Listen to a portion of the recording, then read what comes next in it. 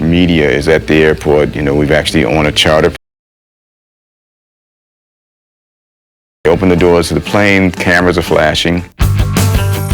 It had been a long time coming, but finally, the boys from Surrey were becoming a household name. On 8-month world tour. So we said at the beginning of the year, tours play everywhere. We have to tour Europe a couple of times and do Japan as well. The tour was a commercial triumph, but the grueling schedule would.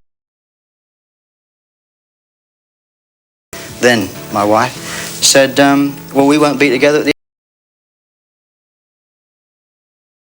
about it really, because, you know, I should really have said to the band, I can't do it for all. When we finished in '78, his marriage was getting really rocky. And he was thinking of leaving the band because his wife was sort of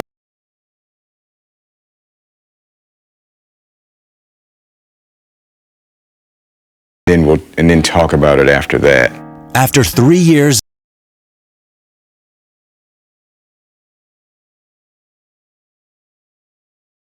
divorcing, within a few months, they had split up. To cope with the pain, Phil retreated to his house and immersed himself in songwriting. I remember the real, prolific period seemed to come after that divorce, you know. And suddenly he's alone in his house and there's a piano. That were basically autobiographical. It was like a diary. The songs Collins created was the popular ballad Misunderstanding, which drove their next album, Duke, to the top of the UK charts. Reborn as a pop act, Genesis faced stiff mainstream competition from the likes of Donna Summer and the Bee Gees, but their biggest competitor was about to arise from within the band itself.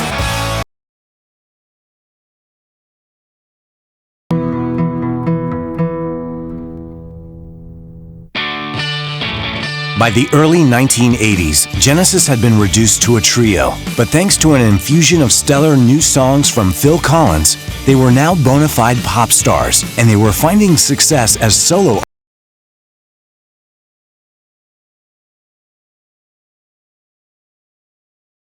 albums. I actually played on Tony Banks' first solo album. Silent Running was a hit for them, and it had to be fulfilling for him. Well. Even former bandmate Peter Gabriel, like Sledgehammer and Big Time. But it was on February 11th, 1981, Phil released his first solo disc, Face Value, comprised of songs left over from the fruitful songwriting period following his divorce. But these were no mere table scraps, with hit singles like album to date. In the Air Tonight was a huge single. You just knew this is a hit song, you know. There was just something about it, that real haunting kind of.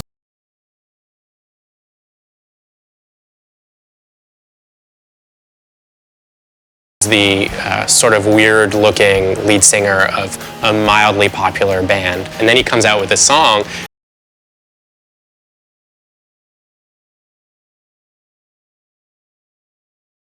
Playing on albums by Robert Plant from Led Zeppelin. He starts showing up. Project. Phil Collins followed Face Value with No Jacket Required, which was his biggest solo project, won a bunch of Grammys. So it made sense that when he was asked to play Live Aid, he was the one person who played both shows, both continents. It was kind of a stunt, but he played the London concert in the morning, then hopped on a jet to play the Philadelphia concert in the evening.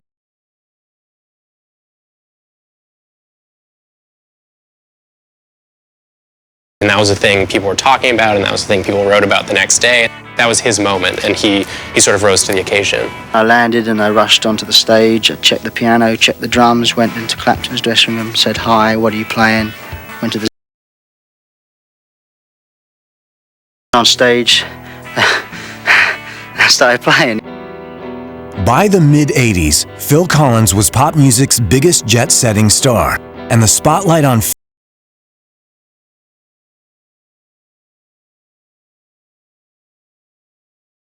of the band. I think in some ways it was felt it was a little bit lopsided, the balance and stuff. You know, these guys had grown up together, they'd always been a band, they'd always been equals, and all of a sudden there was so much more spotlight on Phil Collins. I think there was the idea that Genesis had sort of become Phil Collins' side project. That was the thing he did when he wasn't working on his own music.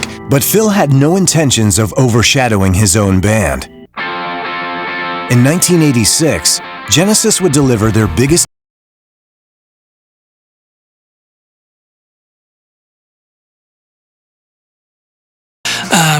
That was really the thing that finally took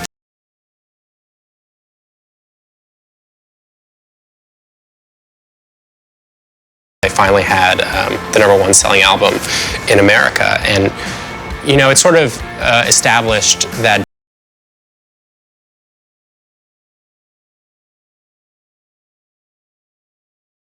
the band's crowning achievement. Invisible Touch was like the pierced. Enjoyed quite such a perfect album again. I remember they would always send me the pre-release. This one in my mind, it's like, I remember distinctly feeling like, wow.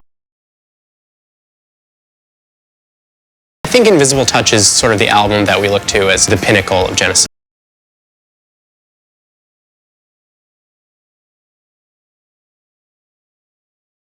Their singles were getting more and more popular. Their frontman, Phil Collins, was, you know, he's one of the world's biggest pop stars at the moment. And then they came out with this album, Invisible Touch, that sort of, you know, it sort of hit a cultural nerve. It was their 13th studio album, but Genesis had finally topped the singles chart with the record's title track. In September of '86, the tour culminated in 4 sold-out dates at Wembley.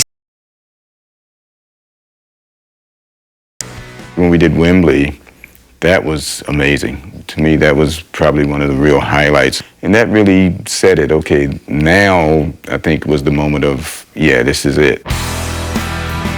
The band that had started as a struggling progressive rock act in high school had emerged as one of the world's best-selling groups. They truly paid dues. They weren't instant stars. They didn't sort of, you know, playing in their garage or something, and the next day they got a top 10 single or something, you know, and they paid a lot of stuff. The long journey that had begun at Charterhouse had finally delivered them to the top of the charts, but the burdens of stardom would soon prove too much for Phil Collins to bear.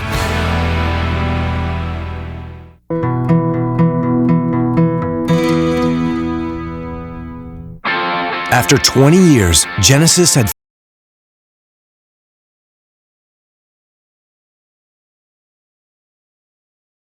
a balance between group success and their lead singer's solo stardom. You'd have the two, the band and the solo artists during the 1980s and into the 1990s. Blockbuster albums all around. Basically, it would be like Phil would tour one year, Genesis would tour the next, Phil would tour the next, and it kind of went like that for quite a while. In 1992, Phil Collins, Mike Rutherford, and Tony Banks set off a 20-year friendship had kept the band together through countless setbacks and personnel changes. But Phil's he's a real workaholic, and you know, he'll be the first person to admit. Tour sometimes, you know. And then eventually Phil said, "Well, you know, I can't do all of this."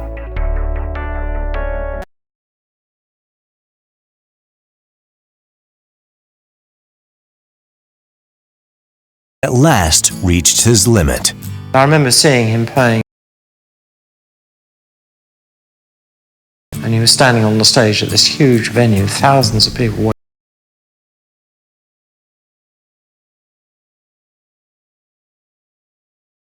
A head set at me and said, "Go on, you sing." I realised that maybe Phil would like to take a break from Genesis, and it was physical exhaustion. He'd been juggling the solo career and the band successfully for 12 years at that point. But his feeling was that Rather like when Peter Gabriel left, it was a bit of it could be seen as a without, the main man, really. But Genesis had recovered from defections in the past, and remaining members Tony Banks and Mike Rutherford wanted to try again. They'd done it once, so I suppose, why can't we do it again? In June,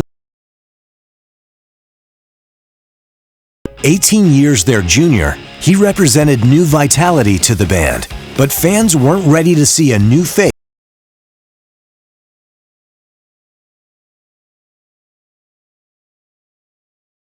As the three of them, I just think that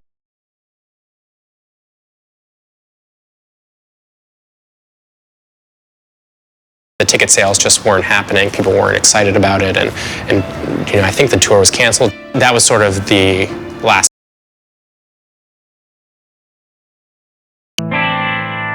Though they never officially broke up, in 1998, Genesis went on an indefinite hiatus.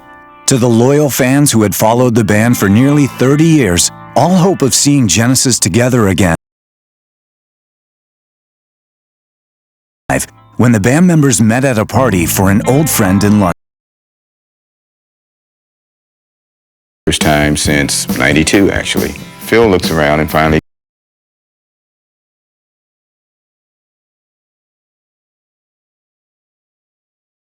For a period, it did look like Genesis were all over, were history, but they weren't. They came back again. Thank God. So. In October of '06, very quietly, we just went into. And from the very first day, we just cracked up laughing all day long. Only one smiling when the 20-city tour called Turn It On Again. That people really care about Genesis. One of the big enormous concert in Rome to, I think it's something like 500,000.